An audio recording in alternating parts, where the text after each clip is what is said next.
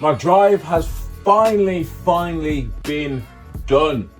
Ladies and gentlemen, welcome back to another episode of the MylesHighClub podcast. I am your host, Myles. This is episode 28.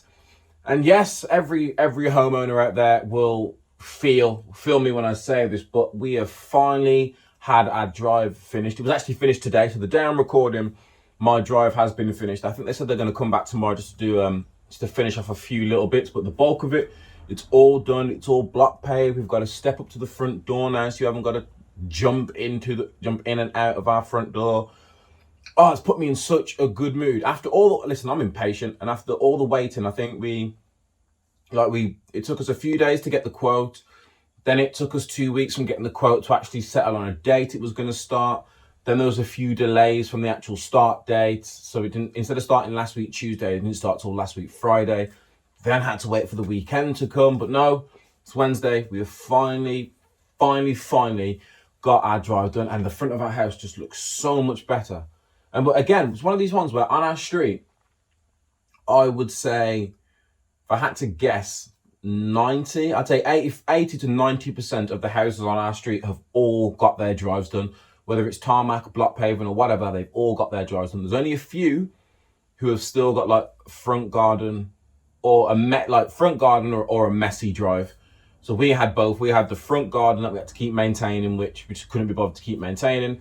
And then we had a drive that the side of our drive was uneven, bobbly. It was dangerous. I think my mum tripped up once when she was when she was leaving with Mila. You know, people that fell and stumbled and tripped just walking up my drive just because of how dangerous it was. It was ridiculous.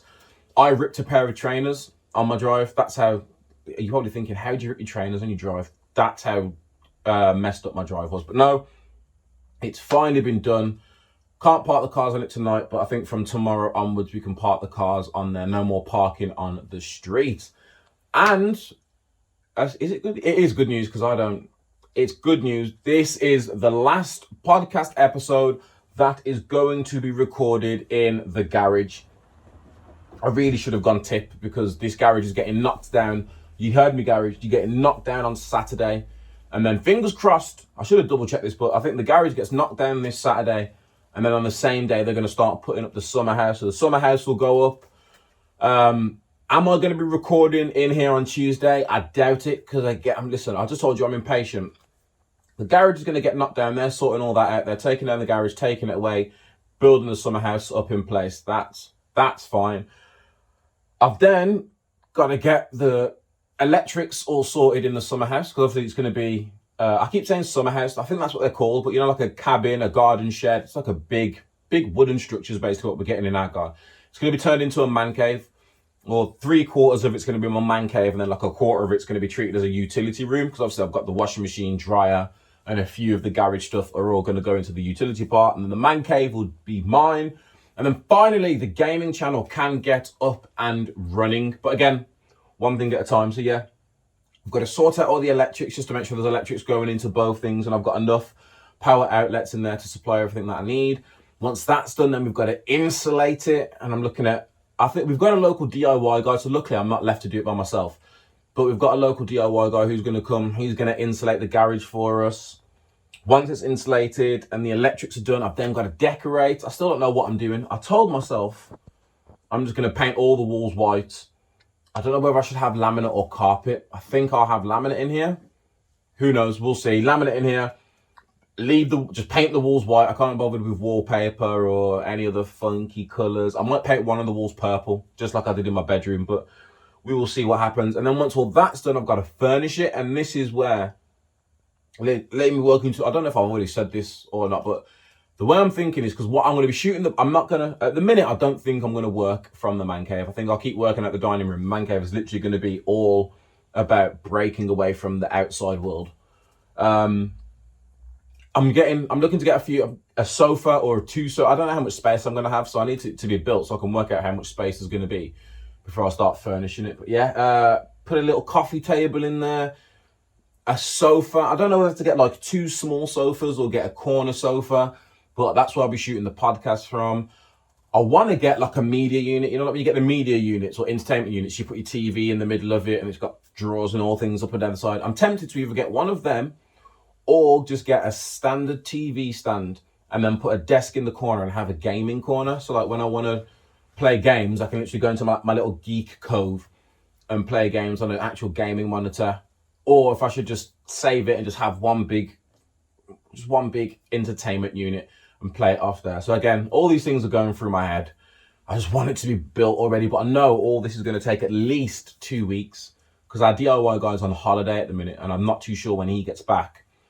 And I'm one of these people that I want to say to him, the summer house will be finished on Sunday. Can you come up on Monday and do our electrics and insulation? But that's just, I know it's not going to happen, but you know, I can dream. But yeah, so we're getting a step closer. And another thing about being a homeowner is once you've done one thing, you're never done. You're never done. And if you are, you're not done for long. So we've had the drive done. Sweet. The garage is getting knocked down. That's great. Fingers crossed towards the end of April, we're getting our decking done at the top of the garden. Fantastic. We also want to get the patio at the bottom of the garden done. We also want to get the grass in our garden dug up and put AstroTurf in there. We want a new front door just because I like the look of some other front doors and don't like cars. We want to get a whole, just new windows all over, grey windows, grey front door.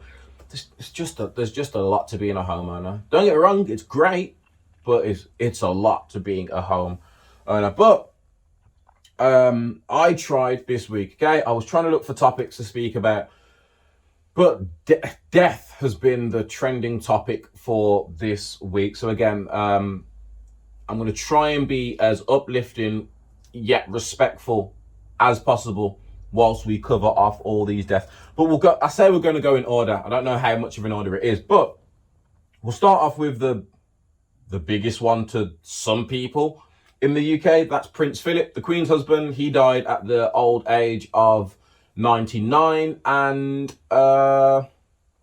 if there's one thing the royal wedding taught me, is that a lot of people cared about the royal wedding. Like there's a lot of people who seem to be invested in the royal wedding and that aspect of the royals. And I didn't think people cared about the royals that much. The passing of Prince Philip reinserted my feelings that a lot of people just don't care. Like the internet, people say the internet has no chill, and there's a difference. Like when Chadwick Boseman died, I didn't see any funny memes. When Kobe died, I didn't see any memes. Again, it might be the people that I follow. It might not have appeared on my feed. There might be other people's feed that it appeared on, but I didn't see anything like that at all. Barbara Windsor. Am I killing people or is she dead? Barbara Windsor's dead, yeah. There's a lot of people, black, white, UK, American. They died and everyone was just paying their respects. Prince Philip. Whoa, my timeline got busy. I'm talking quick as well. Like, I feel like when Prince Philip went into hospital a few weeks ago, however, I think everyone started getting their memes ready then because he got announced dead. And within 10 minutes, Twitter, Instagram, WhatsApp, anywhere I looked, it was just meme of the Queen on Tinder. Some of you like bad mind. I seen the Queen on Tinder. I seen the Queen sticking her tongue out talking about Hot Girl Summer.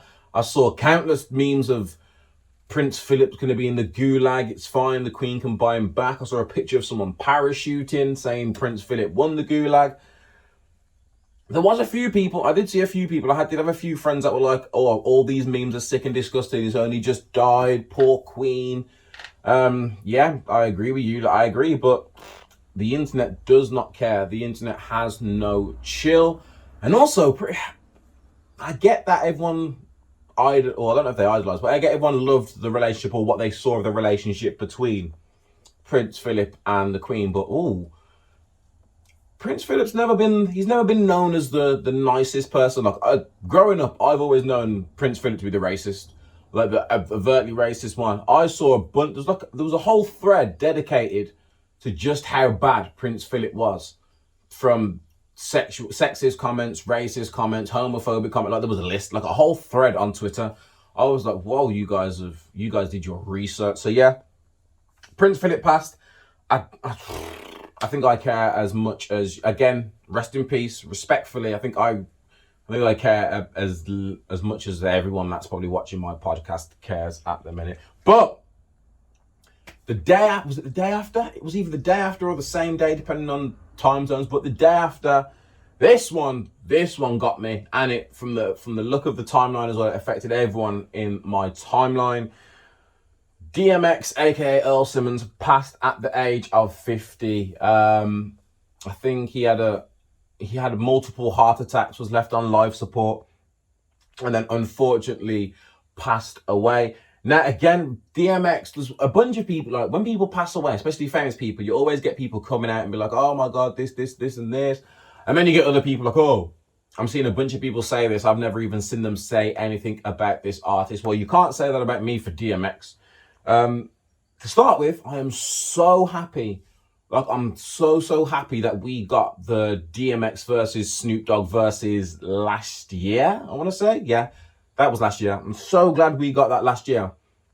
Celebration of the two artists. You had DMX doing his prayer before the verses kicked off. And again, he does a prayer. Everywhere he goes, he's always blessing people. 20 tracks back to back. Him and Snoop Dogg just bouncing off each other, having conversations.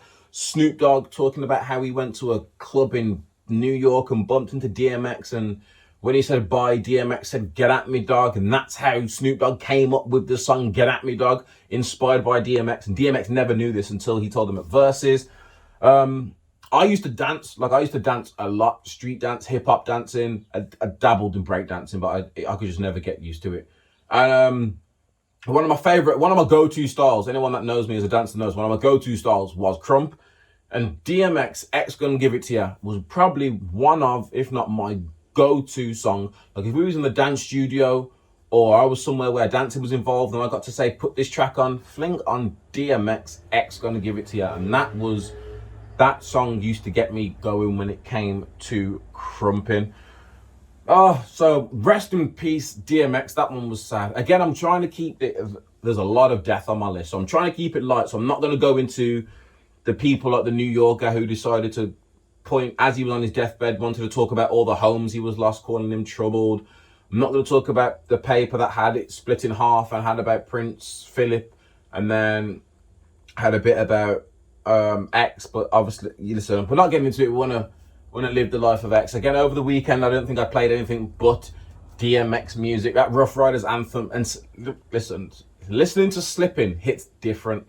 Like everyone, if you know DMX, you're a fan of DMX, you know about his struggles over the years. But listening to Slippin' now after this has all happened, that song hits very different. And I want to make a petition, or I need to sign something, or I don't know if it needs. Well, probably won't happen in the UK, but definitely needs to happen in America.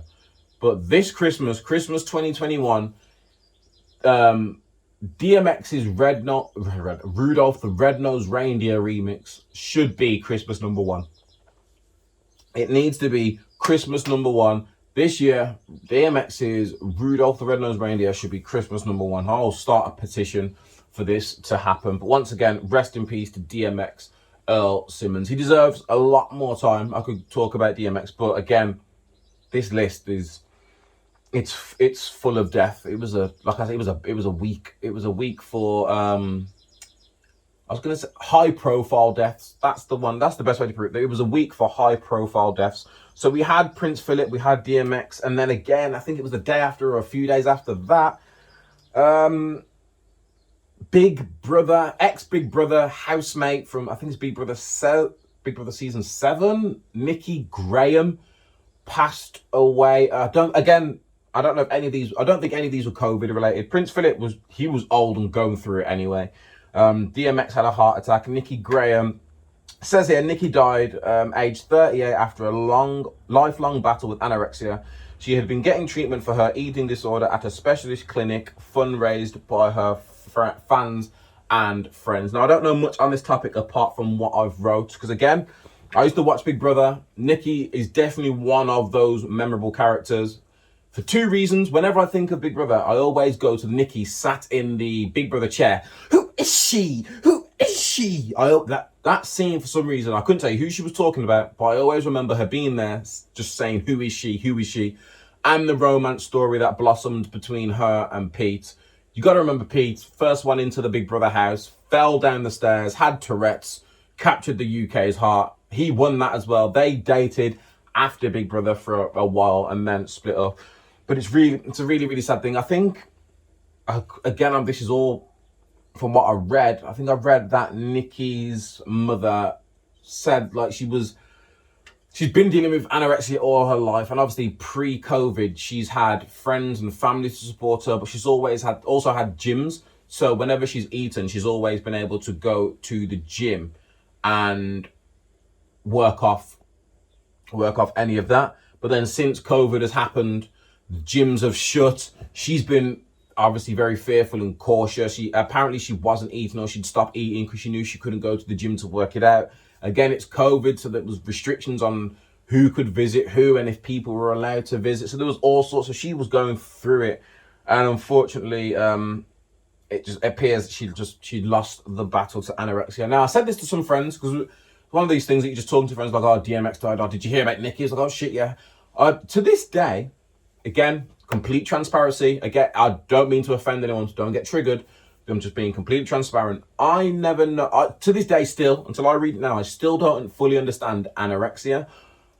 Younger me, I just thought anorexia was being skinny. So like, if you saw someone skinny, you just be like, they're anorexic. Again, this is a few years ago before I became more educated. So I have no idea what anorexia was. So again, I'm going off Google, so don't attack me, don't shoot the messenger. But again, anorexia is an eating disorder where you feel a need to keep your weight as low as possible. Symptoms of anorexia include believing you're fat when you're a healthy weight or underweight, eating very little or missing meals. Anorexia is usually treated with taking therapy such as cognitive behavioral therapy, CBT. So that puts anorexia a bit more into it. And you can imagine being in COVID now, if you're someone again that you feel like you need to keep your weight down, or you're telling yourself that you're fat even though you might be healthy or underweight, and you can't go to the gym, so you're probably telling yourself, well, I've got to stop eating, I can't eat. So yeah, tragic. So prayers out to Nicki Graham's family and friends. Rest in peace, Nicki Graham. So they were originally the three death stories I was going to go with, but then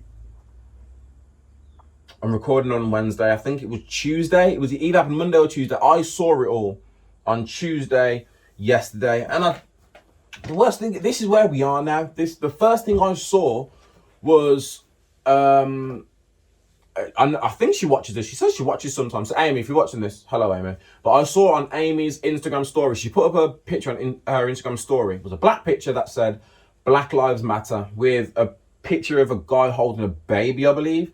Now, I'd never seen the picture of the guy holding the baby before, so I saw Black Lives Matter, and the first thing I said to myself is, what's happened now?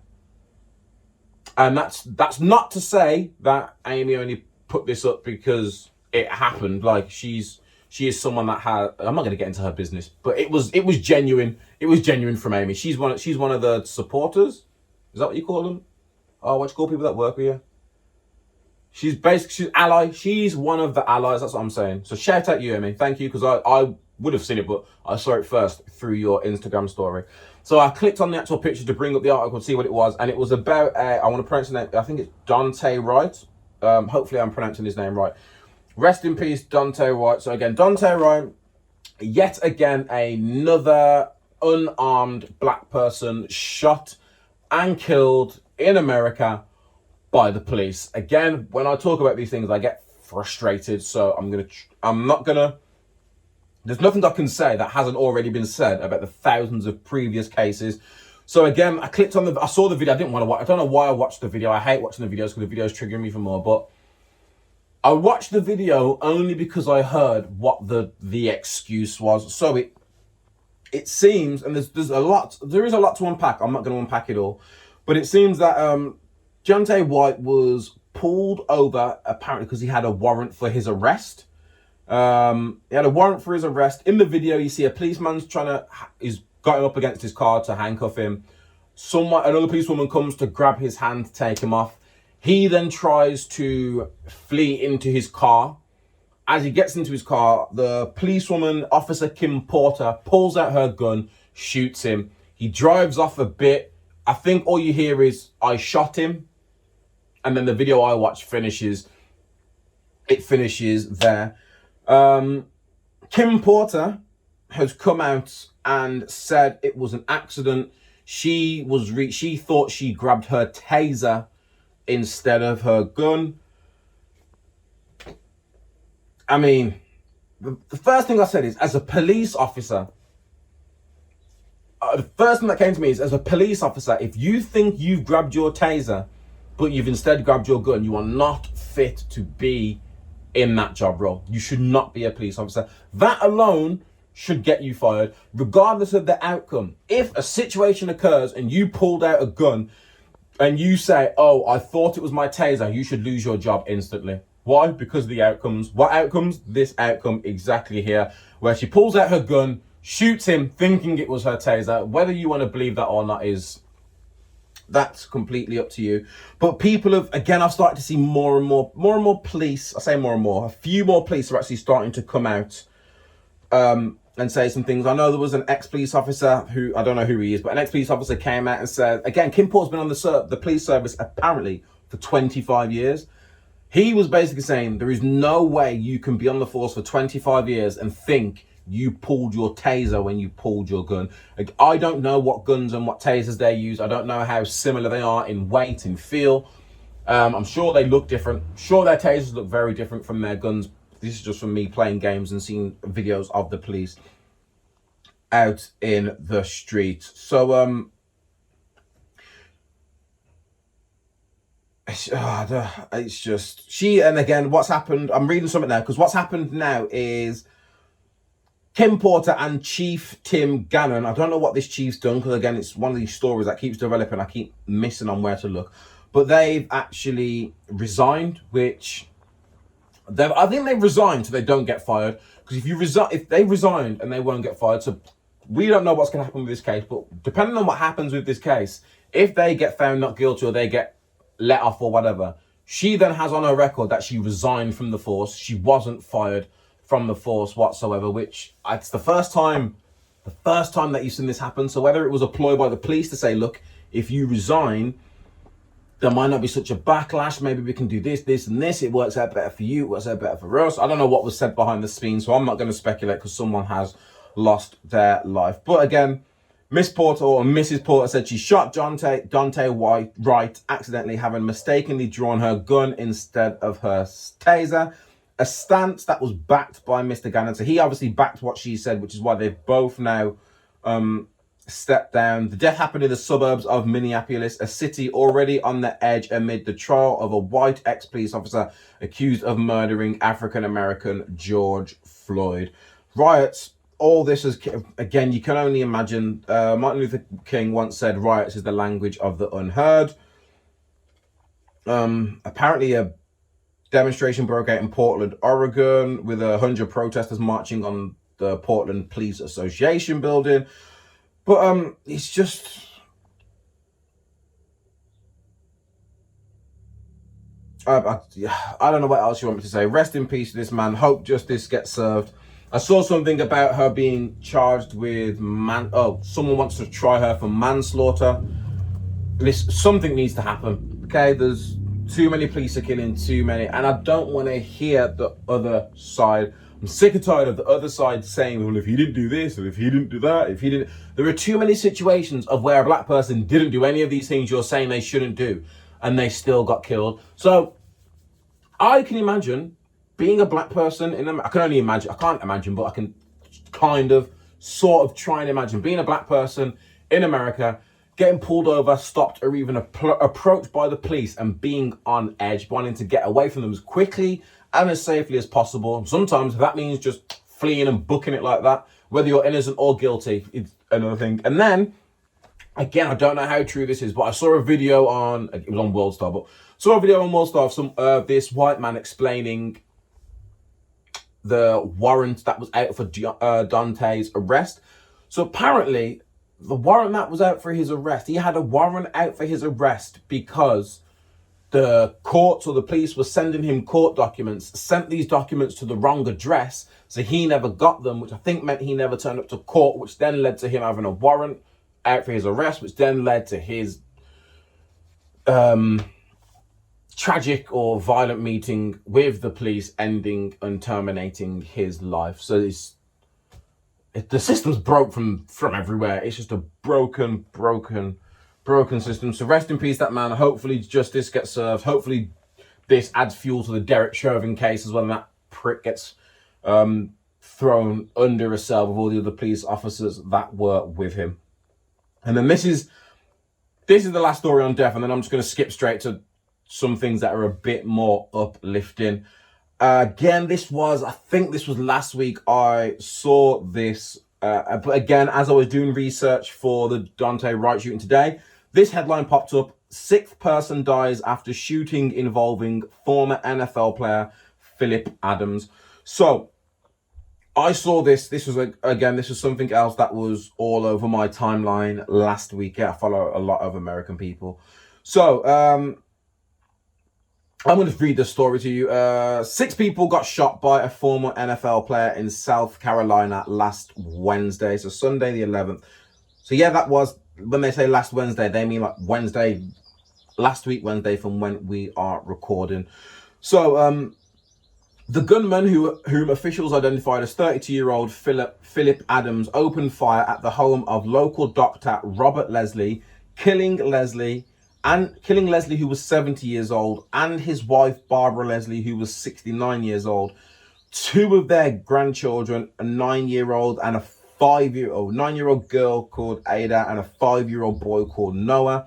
He also killed a air conditioning technician called James Lewis, who was 38, and he also shot another person, the other air conditioning technician that was with him, Robert Shook, another 38-year-old, who actually later died in hospital. And then to top this story off, which it always seems to be the way that these things play out in America. I just want to find it where it says. I think there was evidence at the home that was pointing to Phillip Adams, who then left the scene of the crime, went back to his house, which was close by, and was found dead in a bedroom with a single gunshot wound to the head. So yeah, this ex-NFL player has, and again, at the minute I'm looking at this, there's no cause for motive. They have no motive. They don't know why he shot these people, what made him shoot 2 children under the age of 10. Again, if you're listening to this, I apologize, but it's been a dark week. And what do you want me? It's been a dark week, guys. I'm just reading out some of the news that caught me this week. They don't know what it is, but the gunman's father, this is the main reason I'm talking about this story. So the gunman's father, Alonzo Adams, suggested the shooting outburst was the result of injuries his son sustained during his football career, in which he played as a defensive back with 5 teams, finishing with the Atlanta Falcons in 2015. He told one of the news people in Charlotte, North Carolina, "I think football messed him up." Apparently now his brain is being examined for possible degenerative disease that has been shown to cause violent mood swings and other cognitive disorders in some athletes and members of the military. Again, he apparently suffered two concussions over 3 games in 2012. Concussions are really bad, and people just keep going out with it. But the main reason why I did this is because the dad came out and said this, and I sit on both. Do I sit on both sides? I think there's 2 sides that I understand, agree with. It's a different thing, but I understand. The one side of it is there. To me, I agree when I heard this from someone say, to me, there is no excuse for 1, killing 6 people, but 2, killing 2 children, both under the age of 10. There's no excuse. There's nothing you can say to me to make me understand, sympathize, or anything with someone that kills 2 children under the age of 10. I do see the other side of it with CTE, concussions, and brain damage, and how that can have an effect on people and cause mood swings. And at first, I would be one of those people that was like, it's not an excuse, it's not an excuse. And again, I'm not saying it is an excuse. Bear with me as we talk about this, though. But let me if I get my notes back up. There are 2 cases. As soon as I heard this and read this, there are 2 cases that came to mind. So both of these cases involve CTE, which is, I Googled this. I'm not going to sit here and act like I'm set off the top of my head. Chronic traumatic encephalopathy, whatever that last word, E word is. Basically, CTE is the term used to describe brain degeneration likely caused by repeated head traumas. So the first story that popped into my head, I'm a big WWE fan, always have been. I think I dropped off for a few years, but again, I'm still into it now. Chris Benoit, the rabid Wolverine, who a lot of people will probably never know about. Like, Chris Benoit, I think, was the first person to win the Royal Rumble from number 1, but they will never, no, he might be he was the first or second, it was him or Shawn Michaels, but they would never, WWE never ever reference it. They never reference him. When Royal Rumble comes around every year, they only ever talk about how Shawn Michaels entered at number 1 and won it from there. I digress. Again, there are a few factors that go into the discussion. There is a documentary about it all. So here we go. This is a snippet about Chris Benoit. So if you don't know who Chris Benoit is, Chris Benoit was a wrestler for the WWE in the late 90s, early 2000s, who was involved in a murder-suicide of himself and his family. So let me explain. So the murders and the suicide actually took place over a 3-day period. First, Chris Benoit strangled his wife, Nancy, and alcohol was found in both of their bodies. So again, they put it down to suspecting as Benoit acted in rage. The next day, he then smothered Daniel, his son, with a pillow after having administered Xanax to him. And then the day after that, Chris Benoit went downstairs to his home gym, tied a cable around his neck, put it on the highest weight, and let go, breaking his neck instantly. Apparently, he did this after making 2 final searches on his home computer. The first was a passage from the Bible where a son is resurrected, and the second was the fastest and least painful way to break your neck. Again, there's speculations all over this with Chris Benoit. Some people speculated that it might have been alcohol that played a big role or a bigger role in the tragedy than some people believe. Apparently, he always drank, and when he was having domestic issues with he always drank more when he was having domestic issues with his wife. So some people said that. Again, police said they found multiple wine bottles, half drunk or more, around the house. Steroids was another factor into it. I think Jericho talks about it. There's a documentary that covers it all, but Jericho talked about him talked about how he doesn't think it was roid rage because no one has roid rage over a 3-day period. So people that were blaming the steroids, Gerald's argument was it can't be roid rage because roid rage is something that happens there and then you get angry. This was something that happened over a 3-day period, so it couldn't have been roid rage. Again, they said, I think he tested, prior to the death, police found texts between Benoit and his wife where the latter had complained about having to tolerate his roid rage. That was that one. Apparently, he did pass a test. So Benoit passed all the tests leading up to the murders, despite having 10 times the amount of testosterone in his body compared to the average man. But the biggest thing, and why I'm talking about this, is brain trauma. So this is what shocked me when I first heard this. A former WWE superstar, Christopher Nowinski, also a Harvard graduate, studied Chris Benoit's brain after the tragedies, and they found that he had the mind of an 85-year-old suffering from Alzheimer's disease. So again, I'm not giving him any excuses for what he did to his own family, but when you have, hold on, does it give me the age? I'm trying to find the age of how old Benoit. I'm trying to find how old Benoit was when this happened. I think he was in his, I think he was in his 30s. Hold up, right, give me 2 seconds. How old was Benoit? 40. So he was 40 years old and had the brains of not only an 85-year-old, but described here, he had the brains of an 85-year-old suffering with Alzheimer's disease. Again, Benoit's brain tissue showed severe CTE to all 4 lobes of the brains and its stem. It's speculated that this was the result of years of concussions and unprotected chair shots, something WWE would outlaw shortly thereafter.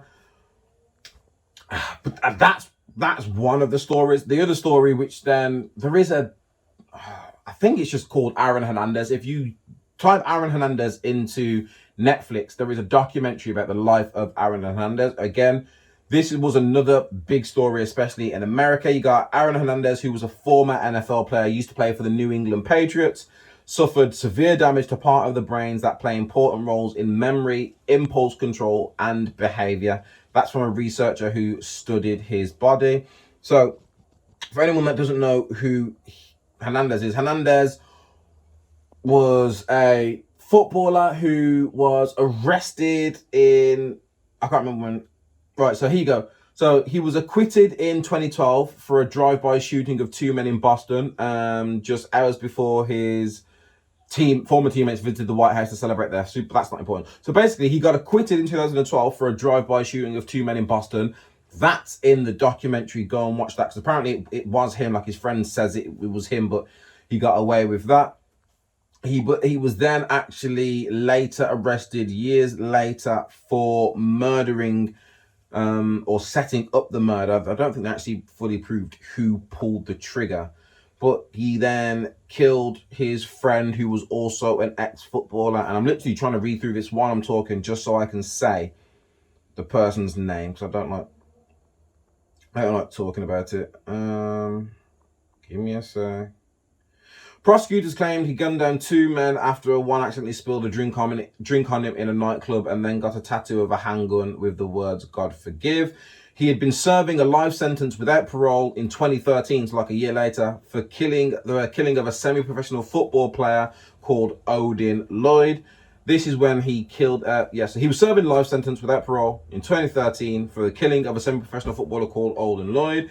It's in this time in April when he killed himself. So I think he was found. Did he hang himself in his cell? I think. Yep. Hernandez hanged himself in prison days after he was acquitted in the 2012 drive-by shooting for the men in Boston, but he was still in jail for the killings of that. So again, this is that, and they came out and said CTE had a massive part in this. I'll just explain how bad it was. I think they said that he had the brain of a 7 in the documentary. It's not in the document I'm reading now, but in the documentary, I'm sure they said that he had the brain of like a 75-year-old, and this is someone who was in his early 30s. In his early 30s as well. There's the film with Will Smith called Concussion. I haven't watched it. I feel like I need to watch it, but it's just one of those things I haven't got along to watching yet. But CTE, concussion, is a massive thing in NFL, in wrestling, in boxing, because again, it's caused by head trauma. In boxing, all you're doing is getting punched in your head. Like, you're getting punched in your head, it feels like every 10 seconds in boxing. Football, I don't know if you've ever watched an NFL game. Just go and watch how hard they hit each other. And even yes, they've got padding. I hate when people say, but they wear padding. You go and have some 6'7", 500-pound athlete running 20 miles an hour just hit you while you're stood still. That shit's going to hurt. I don't care how much padding you've got on. And again, it's not the best padding. It's a helmet and some shoulder pads and like a chest plate as well. That is still going to hurt. And that is still going to suck. So yeah, rest in peace to all those families that we left in there. Hopefully things can happen with CTE. Rest in peace DMX once again. I'm playing Rough Riders Anthem straight after this. Rest in peace to Nicky Graham. Again, the gyms have just opened as well. Like, I'm not saying that the gyms have just opened. If she could have bared it through a lot more, the gyms would open and she'd have been fine. Obviously, what she's been going through, she's been dealing with her whole life. It seems that the COVID was just and things closing down was just that tip over the edge, which just, again, goes to show just how important gym, mental fitness and physical fitness and how important those things all are to your mental well-being. It's not all about getting abs and looking ripped for the summer. It actually, for some people, it's all about their mental as well as their physical. Dante Wright, rest in peace to another innocent black person shot dead by a white police officer. I don't know if I should pray for America or if America just needs to be blown up. Like, just blow up the whole country, or just quarantine it and just block it off from the rest of the world so we don't have to. They need to do something out there, because it's getting ridiculous in America now. And again, prayers and thoughts go out to the 6 victims of the Phillip Adams shooting, as well as the family of Phillip Adams as well, because that must be a horrible thing. Horrible thing to go through. But moving on, there's no more death to talk about. If other people died and I haven't reported on it, I do apologize, but that is a lot of death I've just gone through. It had me all week looking for like good stories and happy stories that I could go through. I thought to myself, I am struggling to find happy stories I can go through. But then I saw something that made me say, oh, that is good to know. And that is that my Yeah, my favorite rapper, K. Dot, Kung Fu Kenny, Kendrick Lamar. His album Damn dropped 4 years ago today. So the Damn recording, his album dropped 4 years ago today, which when I first read it, first thing I thought was, I need another Kendrick album. How has it been 4 years, Kendrick, and you haven't dropped another album? I don't get it. I think again, it's like every 3-4 years he drops an album. So it's on brand. It's on brand for K. Dot, but I want a Kendrick album I want a Kendrick album every year. I'm just gonna compare. These are two of my favorite rappers, okay? Two of my favorite rappers. Kendrick, I put, in terms of favorite and skill, I put him above Drake. But Kendrick and Drake, they're both in my top 3. Drake drops an album every year.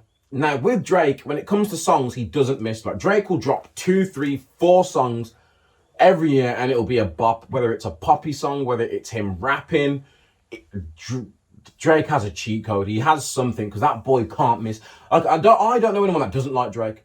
I know people that don't like Drake singing, but don't mind him rapping or like his raps. I know people that don't like Drake rapping, but anytime he does a sing song, they're Kiki, do you love me? They are singing their hearts out. There are people like me who like Drake when he raps, like Drake when he sings, but I hate him when he does other bits. Like, I hate Drake on drill. I hate his Link Up TV. I don't like his song with Heady One. I don't like Drake on drill. Stop that accent. Stop it all. Just stick to what you're good at, please.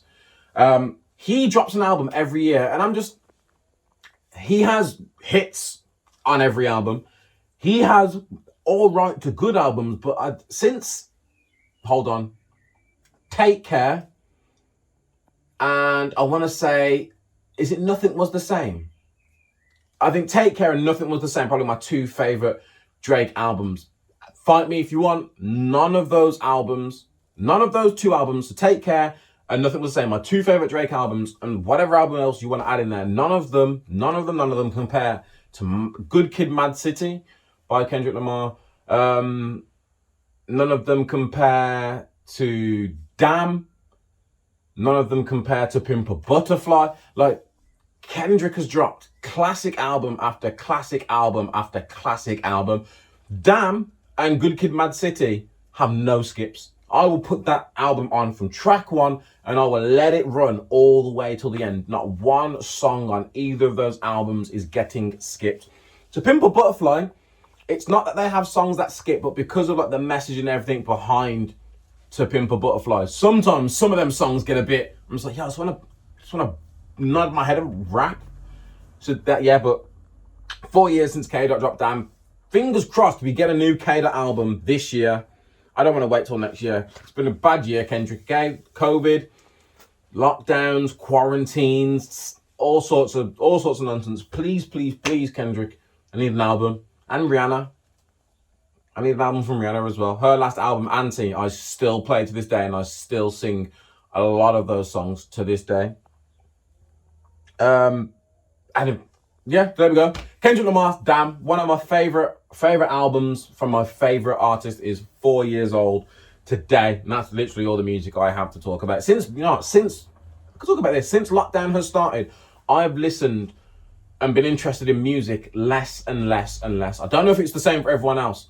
I just haven't cared about music. Before lockdown, in my old role, I was traveling every day. I felt like I was on the motorway every day. So whenever a new album dropped, oh, that was perfect. I used to listen. It was either a podcast, a YouTube video, or if a new album dropped, 2-3 hour journey on the motorway, bang, whack that new album on.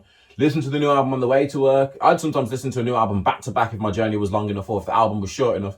Listen to it on the way back from work, in the hotel room getting ready, flick it on before my session. Yeah. So I had plenty of time to listen to new music.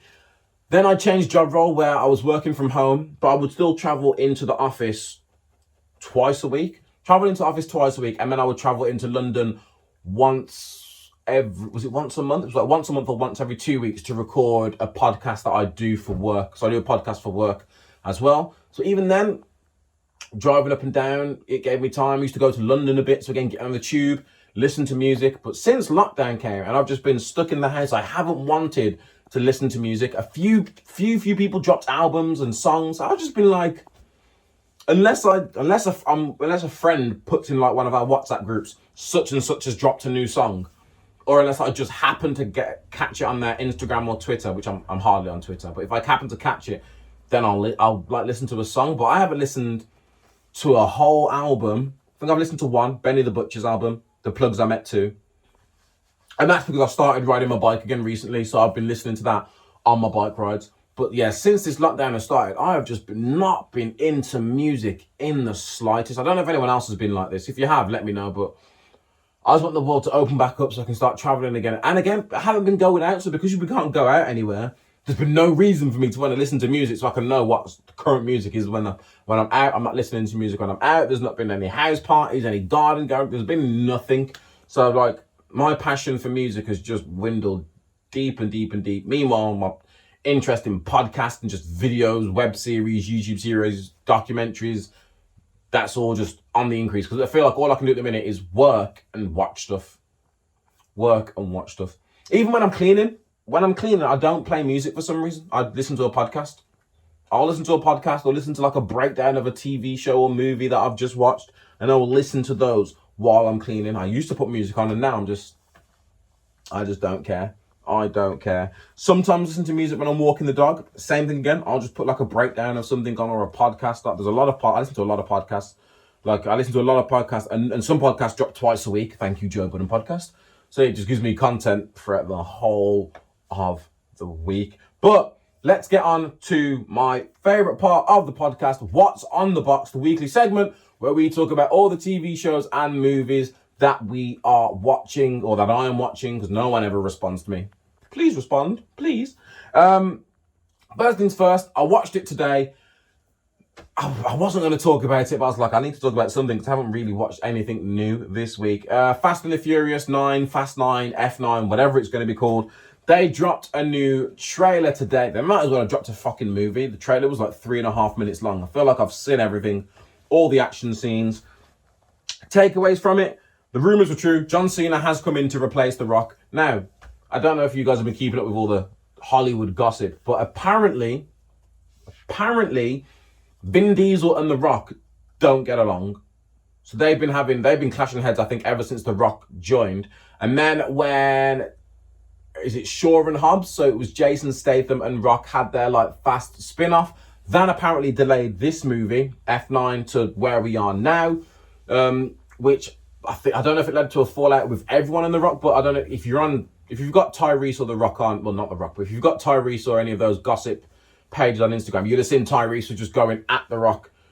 Like, The Rock never once responded publicly, but Tyrese was just going at The Rock and this and that. And then when Hobbs and Shaw came out, he tried to laugh at it because it didn't do as much as the Fast 9 franchise normally does. And so there's all that. But yeah, from the look of the trailers, The Rock's not in it. He's been replaced by John Cena. Jason Statham doesn't appear to be on it. But the one thing they did give away in the trailer, which I should have known because I'm sure I saw a rumor about this before. But yeah, somehow Han is back from the dead. So Fast and the Furious did a whole franchise reboot, it seems, after the third one. So you had two Fast, Too Furious, then you had Tokyo Drift. Tokyo Drift, we meet Han, who gets killed at the end of Tokyo Drift, which turns out to be all the way in the future, because then we had Fast and the Furious 4, 5, 6. I think he died at the end of 6. Or was it the end of 5? Because Paul Walker dies at the end of one of them. Han dies basically at the end of 5 or 6, which shows you the scene from Tokyo Drift, which makes Tokyo Drift like 6 or 7. Gets confusing. But then we moved on. We've had episodes 7 and 8 where there was no Han. He was dead. We understood that. There's a scene in this trailer where they all get surrounded. Someone starts sniping them and then a light flashes and it's Han. He's back from the dead somehow after tricking everyone and making us all think he was dead. I personally think because they couldn't get The Rock and Jason Statham for this movie, they were like, let's just bring back Han. How are we going to explain it? Who knows? How do we explain anything else that seems to happen in this movie? Just like John Cena is playing Dom's brother. Dom, the guy for 8 movies, has said nothing but family, family, family. You don't turn your back on family, family this, family that. Has a brother we never heard of. There was no inklings to him having a brother. It's just a storyline they needed. So, oh, poof, here you go. Dominic Toretto now has a brother. Let me find out. hold on a minute. His name is, Dom Toretto. So he's played by Vin Diesel. I need to find out what race Vin Diesel is, because I was about to call him Latino, and I don't. He was born in America. He's American. Is Vin Diesel just white? I'm not against that. I'm not against it. I'm just like, hold on. Now I need to Google what race is Vin Diesel. Diesel stated that he is of ambiguous ethnicity. His mother has English, German, and Scottish roots. This means his mother is white, and his adoptive father. Oh, his biological father's background himself is definitely a person of color. Okay, yes, so Vin Diesel ain't white. So he's not all the way white, just like I thought. Here comes John Cena, Mr. Whiter than white, Mr. Real Life Captain America white.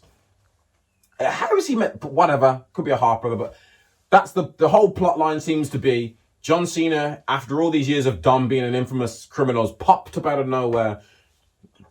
I'm your brother. You left me behind. I'm angry at you. I have a private army. They always have a private army. There's never any police involved. When it is the police, it's the rock breaking laws.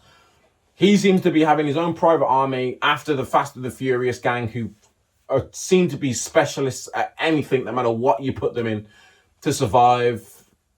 The trailer gives away everything. I'm saying this like I'm not going to watch Fast 9. There's a good chance I end up watching Fast 9 just to see what they're going to do now. It's going to end with them in space. Remember I told you, not Fast 9, but the franchise. The franchise is going to go to space, and then they're going to have nothing else to do. It wouldn't surprise me if they do like Fast 10 is them going to space, and then there's another film that requires them to actually stay in space and be in space. There's going to be an underwater one, maybe. They haven't done anything underwater in Fast Furious yet. A volcano, maybe something in the desert. They haven't done like a jungle. They have so many things that they can do. When will it end? Who knows? They seem to be making money. I seem to be helping the cause of them making money. So it's like they're not stopping anytime soon. So if you haven't seen it already, go and watch the Fast and at your own risk, go and watch the Fast 9 trailer. And on What's on the Box, another weekly update on the episodic MCU TV shows. We already covered WandaVision, talking about Falcon and the Winter Soldier. Episode 4. Episode 4 was my favorite episode from any MCU TV show. So I say that. So out of all 9 WandaVision shows and the 3 previous Falcon and Winter Soldier episodes that we have seen, episode 4 by far is my favorite. Episode 4 is the only episode that has felt like a movie. It felt like a movie. It felt like a mini movie. As good as the final episode of WandaVision was, to me, it still had the whole TV aspect. And I think that's because we had 8 episodes of no action. It was all intrigue and build, which I loved, and story. And then the final blow off with an action scene, which is very TV show. If it was a movie, there probably would have been like a fight scene at the start, or like a little fight scene in the middle, then the big blow off at the end. I'm only going to put a few things into this one, but this episode felt like a movie. You had Zemo, Bucky, and Falcon. When they're all together, Sam, whatever you want to call them, when those 3 they are fantastic as a trio. I just love them together. But we had to play out from what happened at the end of episode 3. So I always mess their names up. The Domalaji, the Wakandan Women Warriors, the WWW, the Wakandan Women Warriors. There's a great scene where they pull up to the house and they're like, yo, he's ours, we're taking him with him.